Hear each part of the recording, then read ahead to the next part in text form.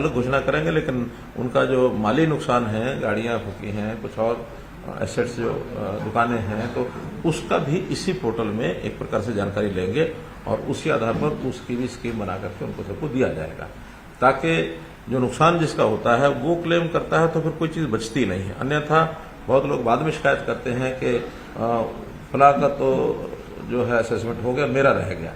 इसलिए हमने ओपनली सबको कहा कि आपका जो लॉस हुआ है आप अपना दर्ज करें।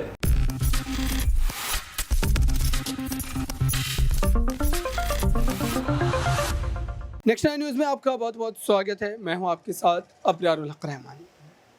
दर्शकों, जिस ढंग से आपने देखा कि लगातार नूह की हिंसा के बाद किस तरीके से वहाँ पर टेंस माहौल बना हुआ था और हर वो व्यक्ति अपने अपने हिसाब से तमाम बातों को रख रहा है, लेकिन सरकार की उस जो है नियंत्रण वाली नीति को लेकर के भी सवाल उठाए जा रहे हैं, इस पक्ष की ओर से भी या उस पक्ष की ओर से भी। और ये कहा जा रहा है कि दरअसल इसमें जो है कहीं ना कहीं सरकार की तो पूरी तरीके से लापरवाही है। लेकिन मनोहर लाल खट्टर के उस बयान को भी आपने सुना था, लेकिन बीते दिनों जो शोभा यात्रा को लेकर लोग बज़िद हो गए, लोग जाने को बज़िद हो गए। सरकार ने हालांकि उस पूरे मुद्दे को किसी भी तरीके से संभाला और आज आप देखिए कि उस पूरे मामले पर अब भी कहीं ना कहीं बयानबाजी जारी है।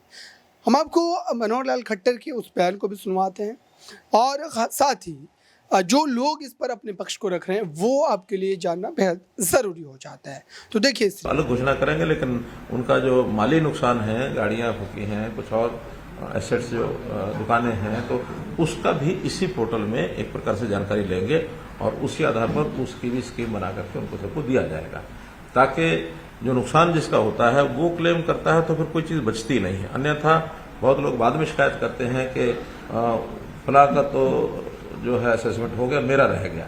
इसलिए हमने ओपनली सबको कहा कि आपका जो लॉस हुआ है आप अपना दर्ज करें और बाद में फिर उसकी असेसमेंट का काम डिप्टी कमिश्नर और जो बाकी एजेंसीज हैं उसके माध्यम से कराया जाएगा, ताकि जल्दी से जल्दी हम इसका असेसमेंट करके लोगों को राहत पहुंचा सकें। इसलिए ये पोर्टल जो है इसका एक्सटेंशन किया गया।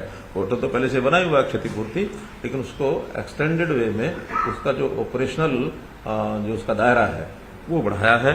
तो ये इसके बाद मैं समझता हूँ कि एक बार प्रेजेंटेशन देखेंगे तो कोई प्रश्न होगा तो उसमें करेंगे। धन्यवाद सर।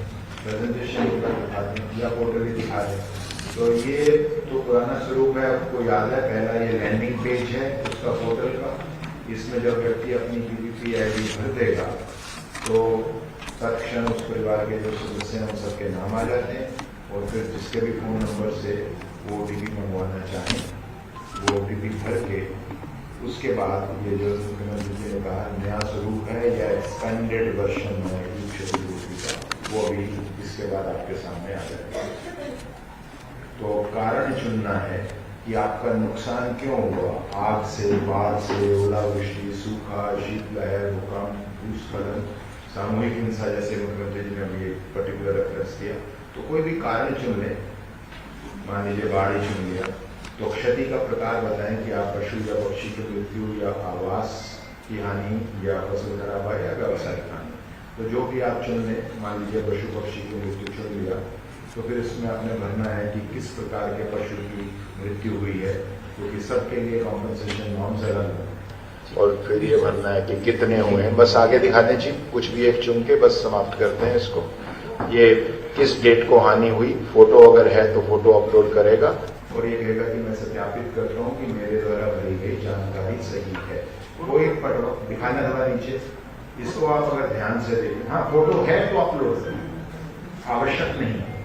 अब आप ये देखिए, जैसे ही ये सत्यापित कर दिया कि ये जानकारी सही है, व्यक्ति का काम खत्म। ना पटवारी ढूंढना, ना कानून को ढूंढना, ना डीसी को ढूंढना। जैसे सीएम साहब ने कहा जो असेसमेंट कमेटियां बनी, एनिमल हस्बेंड्री कौन, वो सब कंप्यूटर अपने आप पोर्टल पे जाएगा, सबके पासवर्ड है, वो क्लेम को उनको मैसेज आएगा, एक क्लेम आएगा, तो उसको देख के वेरीफाई करना, भरना और फिर जैसे सर ने कहा जो कुछ नए आंकड़े भी जैसे अभी। तो आपने देखा दर्शकों, दरअसल लोग अपने अपने जो है स्थिति के हिसाब से अपने अपने एक तरीके से सोच के एतबार से वो अपने पक्ष को रख रहे हैं। लेकिन सवाल ये है कि इन पूरी परिस्थितियों का जायज़ा कौन लेगा, कौन इसकी जिम्मेदारी को तय करते हुए अपने पद से सब खुश होगा, कौन अपने पद को छोड़ेगा, ये कई बड़े सवाल है जो कि अब तक उसी तरीके से जैसे के तस बने हुए हैं और इस पर कोई भी राजनेता बोलने को तैयार नहीं होता।